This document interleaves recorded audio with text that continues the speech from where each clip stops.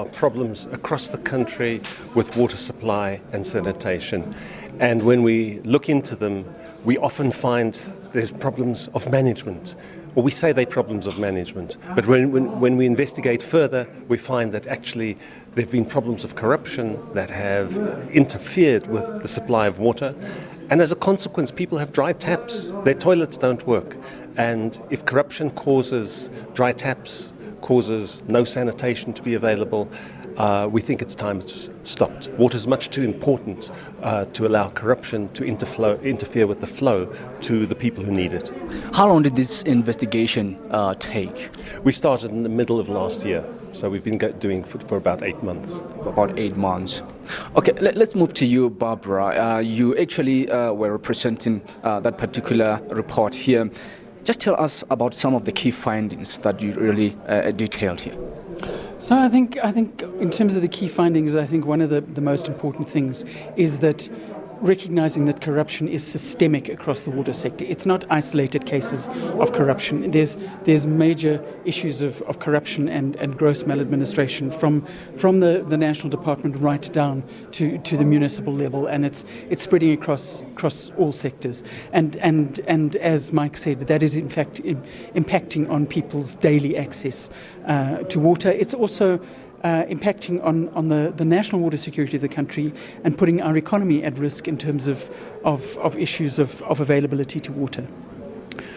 I think the other thing that comes out of the report is understanding what the channels of corruption have been, and then saying that actually there are things that can be done to actually turn it around. That it's not something that we have to like throw our hands up in despair and say, oh, it's corrupt, oh dear. But we can actually, and we must, because the importance of the water sector in people's daily lives, in their well-being and in the economy is so critical. We have to say, no, this needs to stop. We need to declare the water sector an island of integrity, a no-go zone for corruption.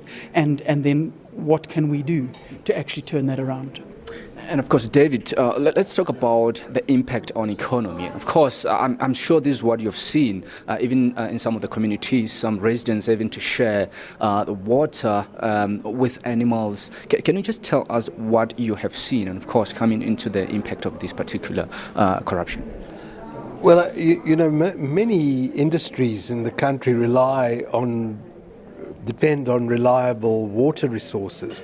We've documented in the report cases of jobs being lost as a consequence of an unreliable, unsafe water supply.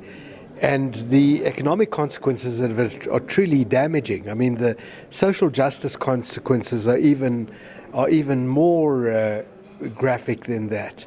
And so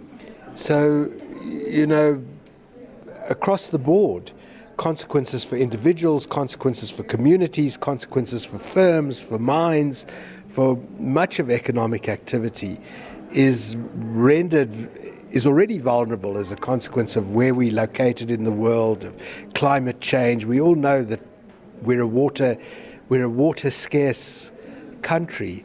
And the real tragedy is that this has been massively exacerbated by, interventions that need not happen. And that's what the report documents, essentially. Barbara, let's talk about recommendations here, because I think this is the important part of the report.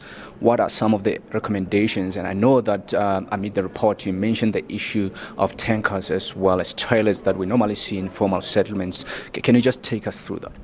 Okay, so I mean, one of the issues that we're seeing is where tankers are being used to provide services to people in communities, and there is sometimes municipal officials own the tankers, sometimes friends of municipal officials or whatever, and there is an interruption, sometimes even an active sabotage of the municipal water supplies so that people can get the very lucrative contracts to supply water through tankers. And of course the people at the other end are now not getting water out of their taps, they're getting an intermittent supply of sometimes questionable quality while somebody's making money out of it. So that's a very real problem.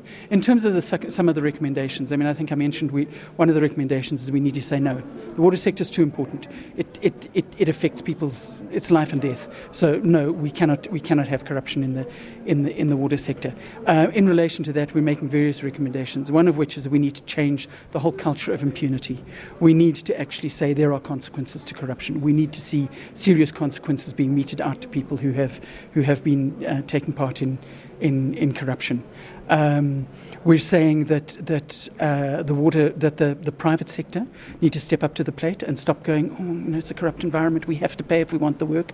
And they actually have to recognize that actually if they are taking part in an illegal process, then that affects the legality of their contract, and they need to actually step up to it and exercise their fiduciary responsibility.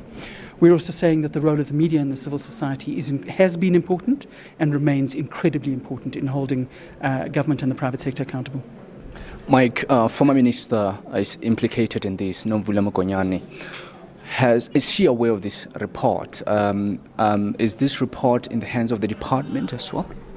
The report is now with the minister. The former minister was not informed beforehand because I didn't, as I explained, go to interview individuals. This is all information that comes from documented sources. It's on the record. I'm sure she'll be aware of the report within the next few minutes because that's what you do in the media.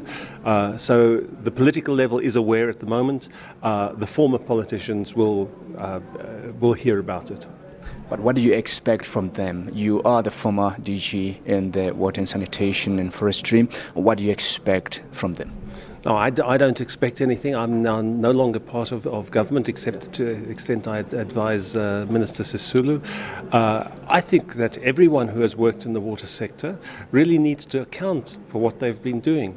Now, it was very interesting listening to Minister Mokonyane at the Gavin Watson funeral, where she defended many of the things that she'd done in the past. I very much hope, and perhaps we could have an interview, perhaps the SABC could set this up. I would very much hope that she would come on record and we could have a discussion about what happened, what she did, what she didn't do, what was right, what was wrong. We do need to have a discussion. And I think the people whose names have been mentioned ought to be given a fair chance to have their say. I'd be very happy to be part of the discussion with them. You're still watching S8 Today.